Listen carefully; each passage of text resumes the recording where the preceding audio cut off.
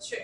ખેડા જિલ્લા ભાજપ દ્વારા પત્રકાર પરિષદ યોજાઈ। નાગરિકો અને રાષ્ટ્રની મિલકતો હડપ કરી તૃષ્ટિકરણની રણનીતિથી ઘૂસણખોરોમાં પુનઃ વિતરણ કરવા કોંગ્રેસના કારસા સામે ભાજપનો જનાક્રોશ।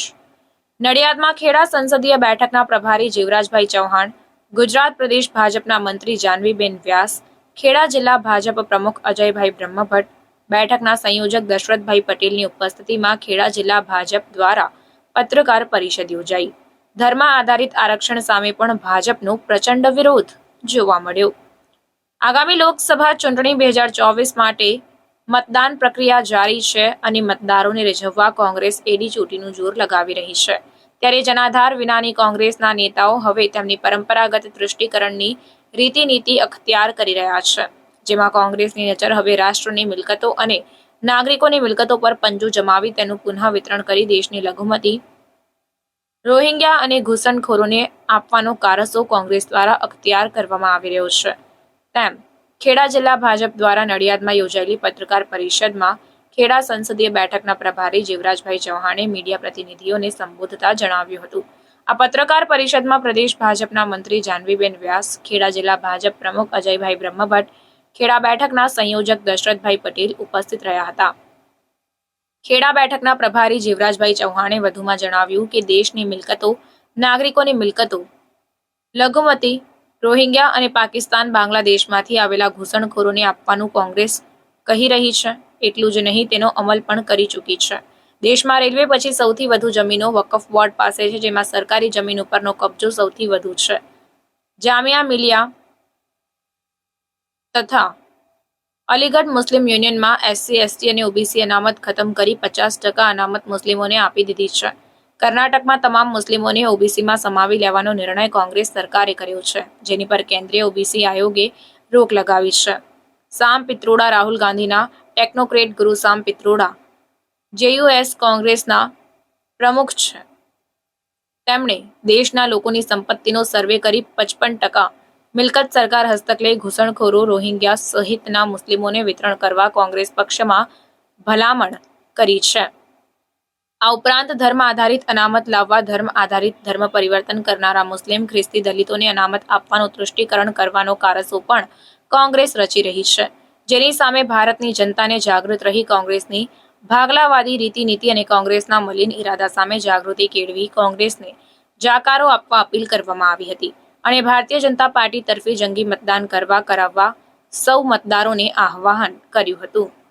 રિપોર્ટર પ્રતિક ભટ્ટ, પ્રાર્થના સંદેશ ન્યૂઝ, નડિયાદ।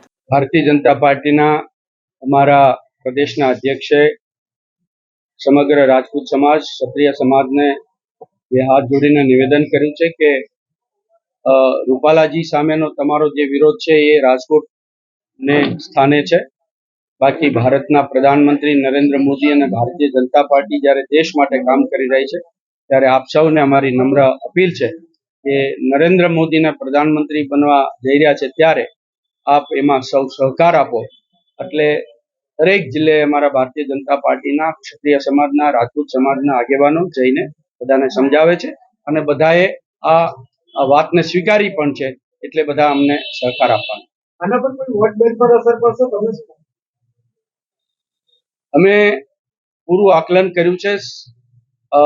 આની પાછળ કોંગ્રેસનો દોરી સંચાર છે, પણ અમે સમાજના ભાગલા નહીં પડવા દઈએ અને સૌ સમાજનો, સૌનો સાથ, સૌનો વિકાસ, સૌનો પ્રયાસ અને સૌનો વિશ્વાસ આ નરેન્દ્રભાઈ મોદીનો હંમેશા સૂત્ર રહ્યું છે। એટલે બધા સમાજ અમને મતદાન કરવાના છે, અમને મત આપવાના છે, એટલે એમાં કોઈ ફરક પડવાનો નથી। સર, આવનાર સમયમાં 1લી તારીખે મધ્ય ગુજરાતનું જે ક્ષત્રિય સમાજનું સંમેલન થવા જઈ રહ્યું છે, એ પહેલા તમને લાગે છે કે ભાજપ ડેમેજ કંટ્રોલની સ્થિતિમાં કરશે? અમે ક્ષત્રિય સમાજ અને રાજપૂત સમાજને વિનમ્ર નિવેદન કરેલું છે અને એમાંના ખૂબ બધા નેતાઓએ આ વાતને સ્વીકારી પણ છે કે અમારે બધા જ, તમે જેટલા પણ વિડીયોમાં જોશો તો બધાએ વાત સ્વીકારી છે કે અમારો ભારતીય જનતા પાર્ટી પ્રતિ કોઈ વિરોધ નથી, નરેન્દ્ર મોદી તરફ અમારો કોઈ વિરોધ નથી।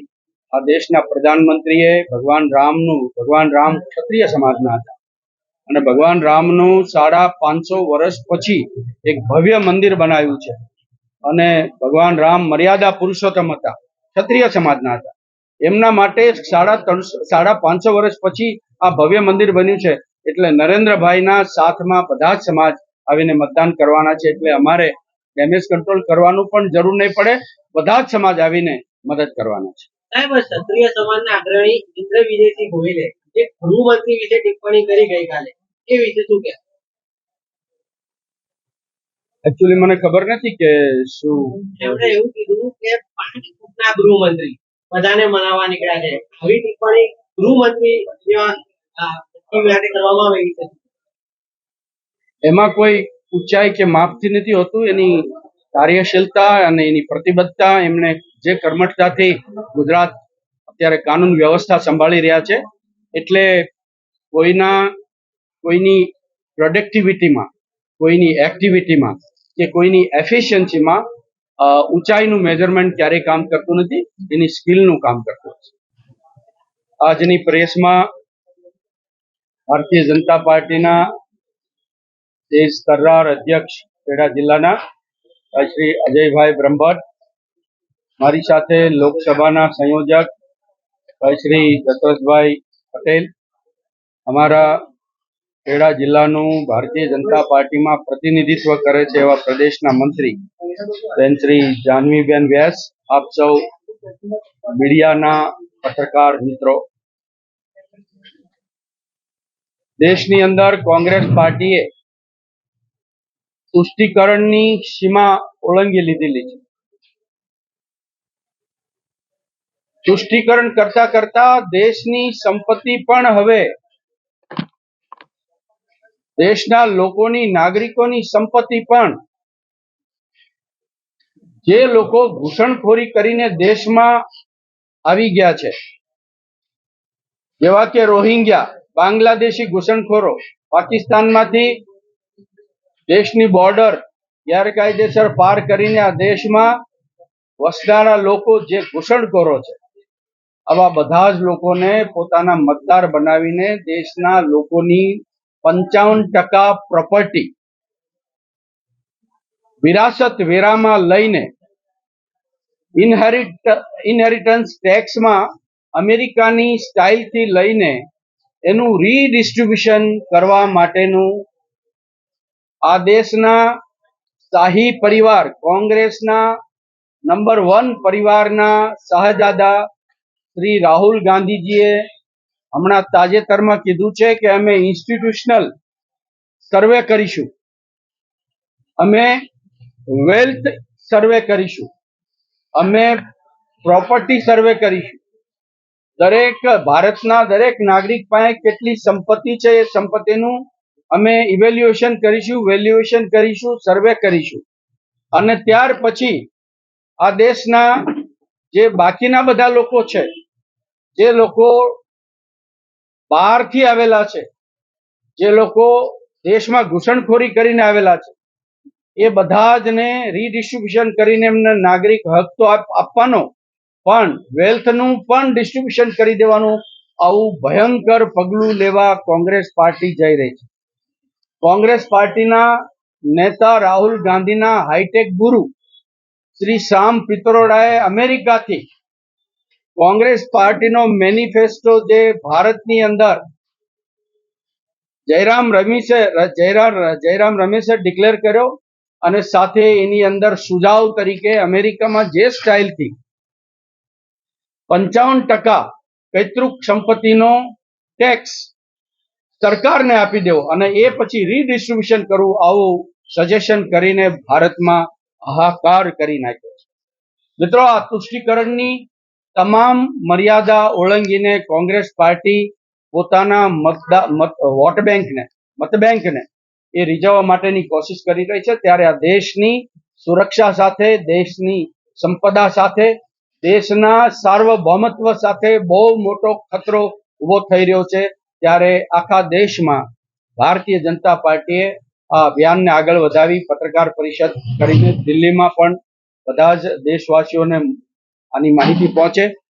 અને ગુજરાતના અમારા પ્રદેશના અધ્યક્ષ સી આર પાટીલ સાહેબે પણ પત્રકારોને માહિતી આપી છે એમ જિલ્લા લોકસભા સ્તરે આખી લોકસભાની અંદર જિલ્લા સ્તરે આ પત્રકાર પરિષદની માહિતી બધાને પહોંચે માટે પત્રકાર પરિષદ કરી છે.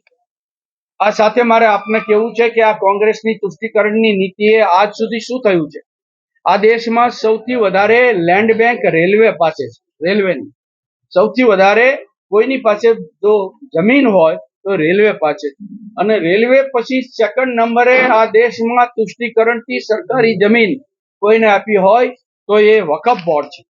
કોંગ્રેસ પાર્ટીના 60-70 વર્ષના શાસનમાં વકફ બોર્ડને એટલી બધી સરકારી જમીનો કબજે કરવા દીધી છે. એવો વકફ બોર્ડનો કાનૂન મુસ્લિમ તુષ્ટિકરણ માટે કર્યો છે કે જેના કારણે રેલવે પછીની સેકન્ડ નંબરની લેન્ડ બેંક એમની પાસે છે, એટલી મોટી જમીન સરકારી હડપ કરી લીધી છે. મિત્રો, જામિયા મિલિયા યુનિવર્સિટી અને અલીગઢ મુસ્લિમ યુનિવર્સિટીની અંદર એસસી, એસટી અને ઓબીસી એનું રિઝર્વેશન ખતમ કરી ત્યાં સ્પેશિયલ મુસ્લિમ એક્ટ લાવીને રિઝર્વેશન એસસી, એસટી, ઓબીસી નું રદ કરીને 50% આરક્ષણ મુસ્લિમોને આપ્યું છે. આ તુષ્ટિકરણની તમામ મર્યાદાનું ઉલ્લંઘન કરીને કોંગ્રેસ પાર્ટીએ આ દેશને ઘોર મુસીબતોની અંદર મૂકવા માટેનું એક પાપ કર્યું છે. મિત્રો, આંધ્રપ્રદેશમાં મુસ્લિમોને 10% આરક્ષણ આપી, જે સંવિધાન પરમ પૂજનીય ડોક્ટર બાબા સાહેબ આંબેડકર ધર્મના આધાર પર રિઝર્વેશન આપવાનું ક્યારેય સંવિધાનના બેચની અંદર સ્વીકાર્યું નહોતું. સંવિધાનની રચના થઈ એમાં પણ ધર્મ આધારિત આરક્ષણના નામંજૂર કરવા માટે કોઈની સિફારિશ સ્વીકારી નહોતી અને એમણે ના પાડી.